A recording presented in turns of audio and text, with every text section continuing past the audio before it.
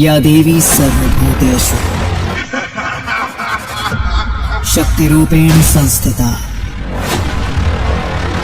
नमस्तस्यै नमस्तस्यै नमस्तस्यै नमो नमः।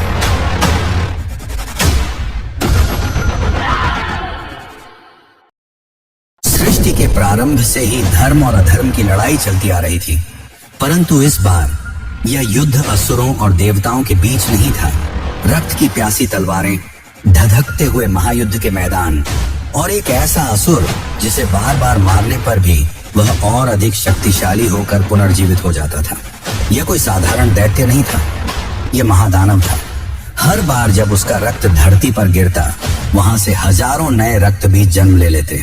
देवता थक चुके थे, योद्धा हार चुके थे और संहार का अंत दिखाई नहीं दे रहा था। लेकिन जब सृष्टि संकट में हो, जब विनाश अवश्यंभावी लगे, तब काल से भी परे एक शक्ति जन्म लेती है। वह शक्ति जो केवल सृजन ही नहीं, संहार का भी आधार है। वह शक्ति जो महाकाल की संहारिणी है। महाकाली, उनके आगमन से दिशाएं कांप उठी। उनका अट्टहास सुनकर स्वयं मृत्यु भयभीत हो उठी। उनकी आंखों की ज्वाला से समय भी जलने लगा और तब प्रारंभ हुआ इतिहास का सबसे भयंकर युद्ध। यह युद्ध था काल और महाकालिनी के बीच। एक ओर था अमृता का अभिशाप, दूसरी ओर थी संहार की देवी। रक्त बीज का अंत कौन करेगा? क्या महाकाली इस महादानव को रोक पाएंगी? क्या सृष्टि को इस महाविनाश से मुक्ति मिलेगी? आइए इस कथा में प्रवेश करें और साक्षी बने मां काली के अद्भुत, अविश्वसनीय और महाविनाशकारी तांडव के। रात का अंधकार घना था। दूर किसी जंगल के बीच एक विशाल चिता जल रही थी। लपटें आकाश तक उठ रही थीं, लेकिन कोई नहीं जानता था कि इस जलती चिता से दो भयंकर शक्तियां जन्म लेने वाली थीं। और फिर अग्नि से उठे दो विकराल असुर, महिषासुर और रक्तबीज। रक्तबीज बहुत ताकतवर और चालाक था, लेकिन हर असुर की तरह उसे भी अमृता चाहिए थी। इसलिए वह जंगल में जाकर ब्रह्मदेव की तपस्या करने लगा। दिन, महीने और फिर साल बीतते गए।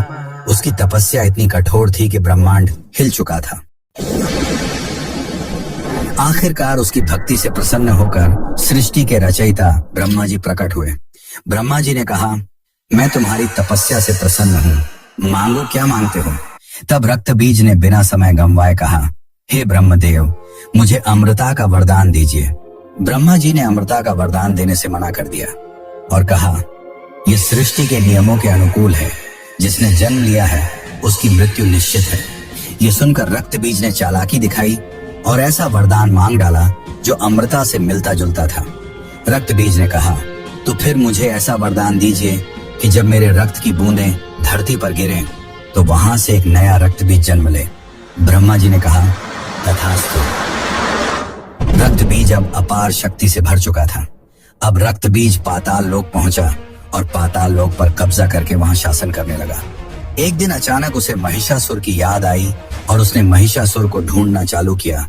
लेकिन तभी उसे पता चला कि महिषासुर को तो कई वर्षों पहले किसी 10 हाथों वाली देवी ने मार दिया है। जैसा कि हम सभी जानते हैं, महिषासुर को माता दुर्गा ने मार डाला था। यह सुनकर रक्त बीज क्रोध से भर गया और उसने निश्चय किया कि वह उस देवी को खोजकर बदला लेगा। कई वर्षों तक ढूंढने के बावजूद उसे वह देवी नहीं मिली। तब रक्त बीज ने सोचा कि शायद देवी देवताओं की पूजा करने वाले साधुओं को जरूर उसके बारे में पता होगा और इसलिए उसने साधुओं को मारना शुरू कर दिया।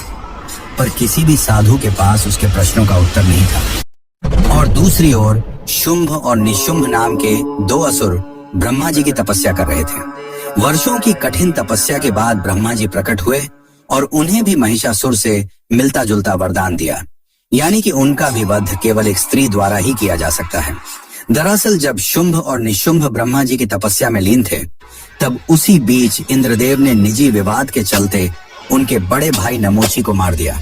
और जब वरदान पाकर शुंभ और निशुंभ अपने राज्य लौटे, तब नमोची की मौत की खबर सुनकर वे गुस्से से लाल हो गए और तुरंत ही स्वर्ग पर हमला करने चले गए। स्वर्ग लोक में इंद्रदेव समेत सभी देवता नृत्य का आनंद ले रहे थे। तभी शुंभ और निशुंभ अपनी असुरी सेना के साथ स्वर्ग लोक पहुंचे और देवों पर हमला बोल दिया। युद्ध शुरू होते ही निशुंभ ने अपना धैर्य खो दिया और सीधे इंद्रदेव पर हमला कर दिया। इंद्रदेव और निशुंभ के बीच भीषण युद्ध शुरू हो गया।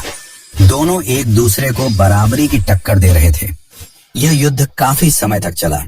अंततः यह युद्ध इंद्रदेव के पक्ष में गया और निशुंभ हार कर गिर पड़ा। निशुंभ की हार से असुरी सेना का आत्मविश्वास हिल गया। असुरी सेना पूरी तरह घायल होकर गिरने लगी। अब वे समाप्त होने की कगार पर थे। तभी अचानक असुरों के पीछे से एक खतरनाक गर्जना सुनाई दी। रक्त बीज ऐसे गर्जा कि इंद्रासन कांपने लगा। रक्त बीज को आतंक रूप में देखकर इंद्रदेव और बाकी देवता भयभीत हो उठे। अब शुंभ और निशुंभ के साथ ही बाकी असुरी सेना का भी आत्मविश्वास फिर से बढ़ गया और वे पूरी ताकत से देवताओं पर टूट पड़े।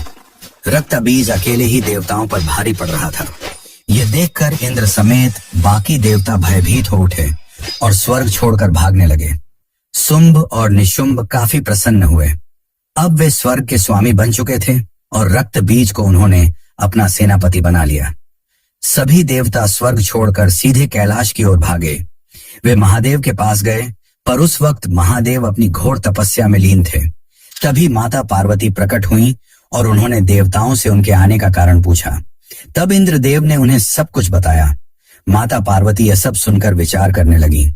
तभी चंड और मुंड नामक दो असुर, जो शुंभ और निशुंभ के दूत थे, वहां आ पहुंचे। जैसे ही चंड और मुंड ने माता पार्वती को देखा, वे उनके सौंदर्य से मोहित हो गए।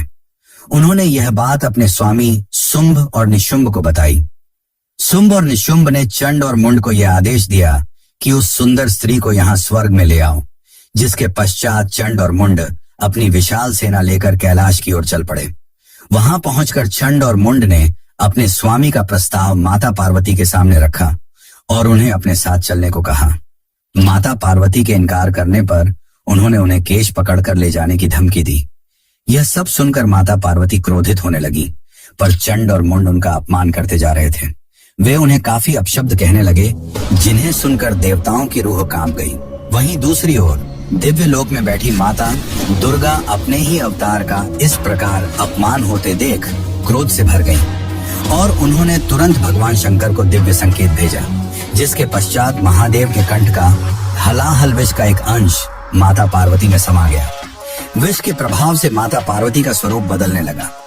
अब माता पार्वती अपने प्रचंड रूप में थी। उनकी आंखों में अग्नि जल रही थी, उनके कंठ से भीषण गर्जना निकल रही थी और उनके भीतर से एक विशाल शक्ति प्रकट हुई, माता काली, जिन्हें महाकाली भी कहा जाता है। क्षण भर में महाकाली ने चंड और मुंड का वध कर दिया और उनकी असुरी सेना को भी समाप्त कर दिया। जब यह बात शुंभ और निशुंभ को पता चली, तो वे महाकाली के भयानक रूप का वर्णन सुनकर भयभीत हो उठे और उन्हें ब्रह्मा जी का वरदान याद आ गया। वरदान के अनुसार उनका वध केवल एक स्त्री कर सकती थी। अब शुंभ और निशुंभ चिंता में डूब गए। तभी उन्हें अपने मित्र और सेनापति रक्त बीज का ख्याल आया। रक्त बीज को जब यह बात पता चली, तो उसे लगा कि हो न हो यह वही स्त्री होगी जिसने महिषासुर का वध किया था। जिसके पश्चात रक्त बीज बदले की भावना से जलने लगा और तुरंत ही महाकाली का वध करने कैलाश की ओर चल पड़ा। रक्त बीज को अपने वरदान का घमंड था। जब वह महाकाली के समक्ष गया, तो उसने कहा, देवी, तुमने चंड और मुंड को मारकर अपनी मृत्यु को आमंत्रण दे दिया है। मैं अमर हूँ, मुझे कोई नहीं हरा सकता। माता काली की आंखों में क्रोध की ज्वाला जल उठी। उनका विकराल स्वरूप और भी भयावह हो गया और उन्होंने अपनी तलवार से रक्त बीज पर हमला कर दिया। लेकिन जब रक्त बीज के खून की बूंदें धरती पर गिरी, तो वहां से फिर एक नया रक्त बीज पैदा हो गया। लेकिन माता काली का क्रोध भयानक था। वे बिना रुके उन सभी रक्त बीजों को काटती रहीं, पर रक्त बीज की संख्या और भी बढ़ती जा रही थी। देखते ही देखते पूरा मैदान रक्त बीजों से भर गया। अब देवी काली का गुस्सा बेकाबू हो गया और वह रक्त बीजों के सर काटने लगी। लेकिन मरने के बजाय रक्त बीज और भी अधिक संख्या में पैदा होने लगे। लंबे समय तक यह युद्ध चलता रहा, लेकिन कोई नतीजा नहीं निकल सका और युद्ध बिना रुके चलता रहा। कई दिन बीत गए, लेकिन देवी काली के भयानक प्रहारों के बावजूद रक्त बीज की संख्या लाखों में पहुंच गई। इतने सारे रक्त बीज देखकर इंद्रदेव सहित अन्य देवताओं ने माता काली की मदद करने की कोशिश की, लेकिन उलटे देवी काली ने उन्हें चेतावनी दी कि वे इस युद्ध से दूर रहें। उनकी इस चेतावनी को सुनकर देवता सहम गए और युद्ध को दूर से देखने लगे। तभी माता दुर्गा ने माता काली को दिव्य संकेत भेजा और कहा कि यदि रक्त की बूंदें गिरने से रक्त बीज जन्म लेते हैं तो इसका एकमात्र उपाय यही है कि उसका रक्त धरती पर गिरे ही ना। अब माता काली का रूप और भी प्रचंड हो गया। उनका शरीर विकराल और उनका कंठ और भी काला पड़ गया। देवी ने अपनी समस्त शक्ति एकत्रित की और सभी रक्त बीजों को अपने मुख में खींचना शुरू कर दिया। वे रक्त बीज के शरीर से बहने वाले हर रक्त को पीने लगी, जिससे उसकी कोई भी बूंद धरती पर न गिर सके। और इस तरह माता काली ने सभी रक्त बीजों का अंत कर दिया। देवता अत्यंत प्रसन्न हुए, लेकिन माता काली का क्रोध शांत होने के बजाय और भी बढ़ता जा रहा था। उनके भीतर की प्रचंड ऊर्जा अब भी विकराल रूप में प्रकट हो रही थी। माता काली का प्रचंड रूप अब संपूर्ण सृष्टि के लिए एक भयावह विनाश का संकेत बन चुका था। रक्त बीज का अंत हो चुका था, लेकिन देवी का तांडव थमने का नाम नहीं ले रहा था। उनका विकराल स्वरूप संपूर्ण ब्रह्मांड को भयभीत कर रहा था। देवता भयभीत थे, पृथ्वी स्वयं धधक रही थी और जोर जोर से कांप रही थी। तब सभी देवता महादेव के पास पहुंचे और उनसे विनती की कि केवल वे ही इस महाप्रलय को रोक सकते हैं। महादेव ने गहरी सांस ली और तुरंत माता काली के तांडव स्थल पर पहुंचे और महाकाली के रास्ते में जाकर लेट गए। भयानक गुस्से में आगे बढ़ रही देवी काली का पैर अचानक से महादेव की छाती पर पड़ा। अपने प्राण प्रिय स्वामी को अपने पैरों के नीचे देखकर उनका क्रोध शांत हुआ और उन्हें अपनी गलती का एहसास हुआ। फिर देवी काली अचानक मूर्छित होकर गिर पड़ी। तब महादेव ने उन्हें उठाया और अपने साथ वापस कैलाश ले आए। तो दोस्तों, इस प्रकार रक्त बीज के अंत के साथ साथ माता काली के प्रचंड तांडव का भी समापन हुआ और सृष्टि पुनः अपने संतुलन में लौट आई।